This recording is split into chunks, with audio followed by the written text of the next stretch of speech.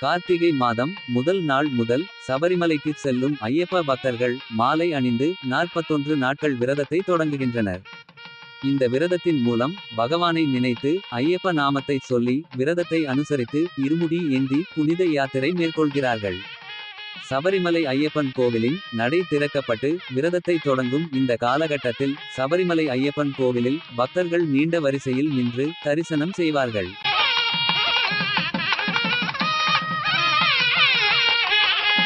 ஐயப்ப பக்தர்களின் 41 நாள் விரதத்தின் முக்கியத்துவம். ஐயப்பன் பக்தர்கள் 41 நாட்கள் விரதம் இருப்பது மிகவும் பொதுவான ஒரு நடைமுறை. ஆனால் இந்த விரதத்தின் பின்னணியில் உள்ள ஆழமான அர்த்தம் மற்றும் பல்வேறு அம்சங்களை பற்றி இப்போது விரிவாக பார்க்கலாம். மண்டல பூஜை.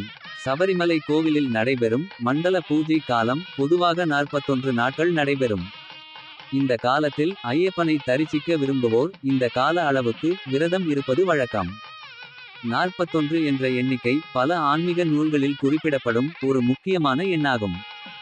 இது ஆன்மீக முன்னேற்றத்தை குறிக்கிறது என்ற நம்பிக்கை உள்ளது. ஒவ்வொரு பக்தருக்கும் தங்களது தனிப்பட்ட காரணங்கள் இருக்கலாம். சிலர் தங்களது மனதை ஒருமுகப்படுத்தவும் சிலர் தங்களது பிரார்த்தனைகளை நிறைவேற்றவும் இந்த கால அளவை தேர்வு செய்யலாம். விரதத்தின் நோக்கம் ஐயப்பன் மீதான பக்தியை வளர்த்து கொள்ள உதவுகிறது. மனதை ஒரே இடத்தில் குவித்து ஆன்மீக சிந்தனையை வளர்க்க உதவுகிறது. உணவு பேச்சு செயல் ஆகியவற்றில் தன்னடக்கத்தை கடைபிடிக்க வைக்கிறது. மற்றவர்களுடன் நல்ல உறவை பேணி சமூக நல்லிணக்கத்தை ஏற்படுத்த உதவுகிறது. விரத காலத்தில் கடைபிடிக்க வேண்டியவை. விரத காலத்தில் பிரம்மச்சரியத்தை கடைபிடிப்பது மிகவும் முக்கியம். சைவ உணவு உட்கொள்வது பால் பழங்கள் போன்ற இலகுவான உணவுகளையே உண்ண வேண்டும். கோபம் பொறாமை போன்ற எதிர்மறை உணர்ச்சிகளை கட்டுப்படுத்தி மனதை அமைதியாக வைத்திருக்க வேண்டும். மற்றவர்களுக்கு உதவுதல் சமூக சேவை போன்ற நல்ல செயல்களை செய்வது இறை நம்பிக்கையை அதிகப்படுத்தும். விரத காலத்தில் கடைபிடித்த நல்ல பழக்கங்களை தொடர்ந்து பின்பற்றுவது நல்லது. மாலை அணிந்து 41 நாட்கள் விரதம் இருந்து யாத்திரை செல்லும் பக்தர்கள் சுற்றுலா செல்வது போல் செல்லாமல் ஐயப்பன் மீது முழு பக்தியோடு ஐயனின் நாமத்தை ஜெபித்து ஐயனின் முழு அருளை பெறும் வகையில் செல்ல வேண்டும். சபரிமலையை சென்றடைய பல வழிகள் உள்ளன. அவற்றில் எருமேலி வழி வண்டிப்பெரியார் வழி சாலக்கயம் வழி ஆகியவை குறிப்பிடத்தக்கவை.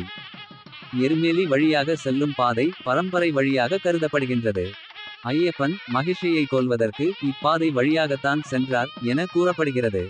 சபரிமலைக்கு செல்லும் மிக கடினமான பாதையும் இதுதான். இந்த பாதை வழியாக செல்கின்றவர்கள் சுமார் 61 கிலோமீட்டர் தூரம் காட்டுப்பாதைகளில் நடந்தும் மலை ஏறியும் பயணம் செய்ய வேண்டும். சபரிமலைக்கு செல்லும் இரண்டாவது வழியாக இஞ்சி பாறைக்கோட்டை வழியை சொல்லலாம். இங்கு ஒரு சாஸ்தா கோயில் உள்ளது. பக்தர்கள் இங்கும் வழிபாடுகள் நடத்துகின்றனர். வழுக்கலான இங்குள்ள பாதை கரிமலை தோட்டில் முடிவடைகிறது. ஒரு பக்கம் அழுதை குன்றும் இன்னொரு பக்கம் கரிமலை குன்றும் உள்ளன. கரிமலை பகுதியில் யானைகள் நடமாட்டம் அதிகமாக இருக்கும். யானைகள் நீர் அருந்த கரிமலை தோட்டிற்கு வருவது வழக்கம். கடுமையான குளிரை தாங்குவதற்கும் யானைகளிடமிருந்து பாதுகாத்து கொள்வதற்கும் பக்தர்கள் சுற்றிலும் தீ மூட்டுவர். கரிமலை 7 அடுக்குகளை கொண்ட ஒரு மலையாகும். 5 கிலோமீட்டர் நீண்டு செல்லும் இப்பாதை பக்தர்களுக்கு மிகவும் கடினமாகவே இருக்கும்.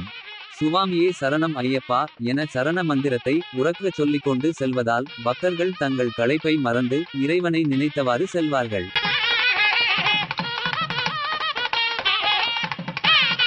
பம்பையில் நீராடி நமது பாவங்களை எல்லாம் போக்கி பம்பா கணபதியை வணங்கிவிட்டு சந்நிதானம் நோக்கி நடை பயணத்தை துவக்க வேண்டும்.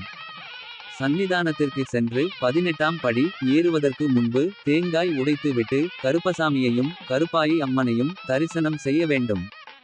பெரிய கடுத்த சாமியை வணங்கிவிட்டு 18ஆம் படிகளை ஏறி செல்ல வேண்டும். சபரிமலை ஐயப்பன் கோயில் என்றாலே பக்தர்களின் எண்ணத்தில் முதலில் தோன்றுவது 18 படிகள்தான். சபரிமலை கோயிலில் உள்ள 18 படிகளும் தெய்வ அம்சம் நிறைந்தவை. 18 என்ற எண்ணுக்கு எப்போதும் வரலாற்று சிறப்பு உண்டு. பாரத போர் நடைபெற்றது 18 நாட்கள். ராமாயண போர் நடைபெற்றது 18 மாதங்கள். தேவ அசுர போர் நடைபெற்றது 18 ஆண்டுகள். பகவத்கீதை அத்தியாயங்கள் 18. சபரி மலையைச் சுற்றியுள்ள மலைகள் 18 என 18 என்ற எண் மிகவும் சிறப்பு வாய்ந்தது. சுவாமி ஐயப்பனை கண் குளிர தரிசனம் செய்த பிறகு பரிவார தேவதைகளான நாகராஜா, கணபதி, மாளிகைப்புறத்து அம்மன், கொச்சு கொடுத்தசாமி, வன தேவதைகள், மலை தேவதைகள், ஐயப்பன் மணிமண்டபம் ஆகியவற்றை தரிசனம் செய்ய வேண்டும். இருமுடி பையில் ஐயப்பனுக்காக கொண்டு செல்லும் நெய் தேங்காயை சந்நிதானத்தில் உடைத்து ஐயப்பனின் அபிஷேகத்திற்கு கொடுத்து அபிஷேகம் செய்த நெய்யை திரும்பி வாங்கி வர வேண்டும். சபரிமலை தரிசனத்தை முடித்த பிறகு நேரடியாக வீட்டிற்கு தான் வர வேண்டும்.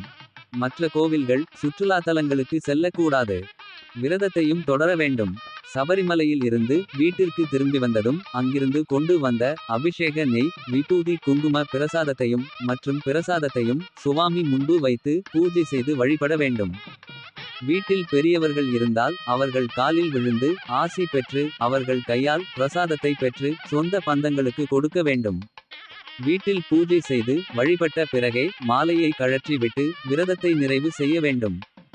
மாலை அணியும் போது எப்படி பூஜை செய்து மாலை அணிந்தோமோ அதே போல் பூஜை செய்து விட்டுதான் மாலையை கழற்ற வேண்டும். சபரிமலையில் இருந்து வீடு திரும்புவதற்கு முன் வழியிலோ பம்பையிலோ அல்லது வேறு கோவிலிலோ மாலையை கழற்றக்கூடாது.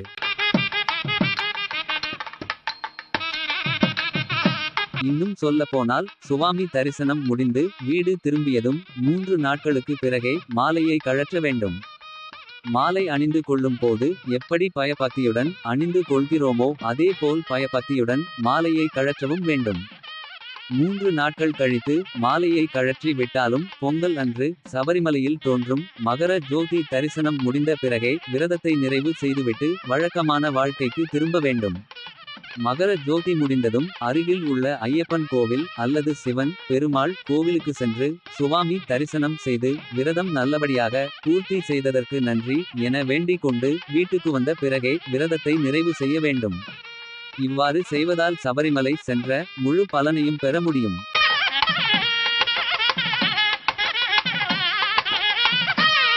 மீண்டும் சந்திப்போம். நன்றி, வணக்கம்.